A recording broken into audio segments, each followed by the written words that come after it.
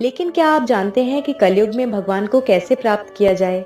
यह भी भगवान ने हमें बताया है।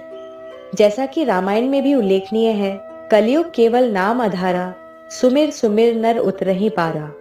जिसका भावार्थ है कि कलयुग में केवल भगवान के नाम का ही आधार है। इसी संदर्भ में एक और बात भी शास्त्रों में कही गई है, हरेर नाम हरेर नामेव केवलम, कलौ नास्तेव नास्तेव नास्तेव गतिर अन्यथा। अर्थात एकमात्र हरि का नाम ही कलयुग में भगवान प्राप्ति का उपाय है। तो हरि का नाम किस रूप में लेना है, ये भी शास्त्रों में उल्लेखनीय है। दोस्तों, ये 16 शब्दों का मंत्र है, जिसे महामंत्र भी कहते हैं। इसका उच्चारण इस प्रकार है, हरे कृष्ण कृष्ण कृष्ण हरे हरे, हरे राम राम राम हरे हरे। इस मंत्र का प्रचार चैतन्य महाप्रभु ने किया था, जो स्वयं कृष्ण का ही रूप थे और 500 वर्ष पूर्व धरती पर भगवान के भक्त के रूप में आए और स्वयं भगवान की आराधना करके लोगों को बताया कि कलयुग में किस प्रकार भगवान को प्राप्त किया जाए। चैतन्य महाप्रभु ने कलयुग में इस मंत्र का जप एकमात्र उपाय बताया है। यह एक ऐसा मंत्र है जिसमें सभी मंत्रों का समावेश है। उनका कहना था कि भगवान के नाम से प्रबल इस संसार में कुछ भी नहीं। इसीलिए कहा जाता है कि कलयुग में भगवान को पाना आसान है, क्योंकि सतयुग में ध्यान के द्वारा ईश्वर को प्राप्त किया जाता था, त्रेता युग में यज्ञ के द्वारा और द्वापर में विग्रह पूजा के द्वारा।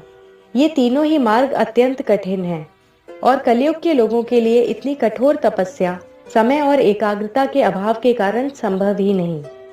हर मत और संप्रदाय में केवल भगवान के नाम को ही सर्वोच्च कहा गया है। नाम जप में किसी समय, स्थान, परिस्थिति, अवस्था और विधि विधान की कोई बाधा नहीं है। किसी भी प्रकार से किसी भी परिस्थिति या अवस्था में कहीं भी और कभी भी नाम जप किया जा सकता है। इसी संदर्भ में श्रीमद् भागवतम में अजामिल नामक ब्राह्मण की एक कथा है, जिसने सतयुग में घोर पाप किया। विवाहित होने पर भी वो वैश्या के पास रहा। उस वैश्या से अजामिल को एक पुत्र भी प्राप्त हुआ, जिसका नाम नारायण रखा गया। मृत्यु के समय उसने अपने पुत्र को पुकारा तो स्वयं नारायण प्रकट हुए। इसी प्रकार द्वापर युग में द्रौपदी ने वस्त्र हरण के समय रोते रोते सभी से सहायता की भिक्षा मांगी, परंतु किसी ने भी उसकी सहायता की चेष्टा नहीं की। तब अंत में उसने श्री कृष्ण को पुकारा और भगवान कृष्ण चीर के रूप में प्रकट हुए, जिसे खींचते खींचते दुशासन हार मान गया। राजा परीक्षित के वैद्य धन्वंतरी का कहना था कि नाम जप एक औषधि है जो सभी रोगों को नष्ट कर देता है। लेकिन नाम जप से पाप तभी नष्ट हो सकते हैं जब किए गए पापों को लेकर मन में प्रायश्चित हो और उन्हें ना दोहराने का संकल्प हो। यदि हृदय से किया जाए तो नाम जप से आप स्वतः ही पवित्र हो जाते हैं। जो भगवान को